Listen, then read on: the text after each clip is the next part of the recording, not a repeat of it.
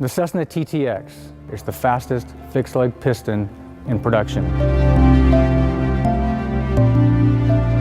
It's all about speed, passion, and innovation.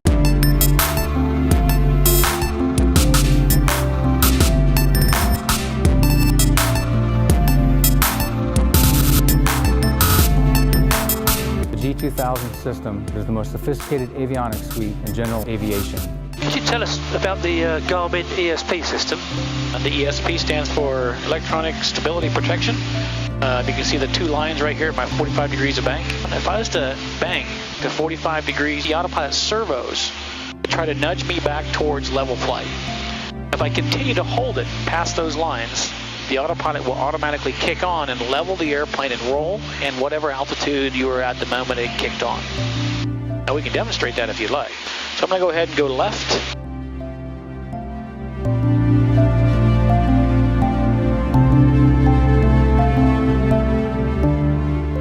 See that right there, ESP just kicked in, is trying to right the airplane for me.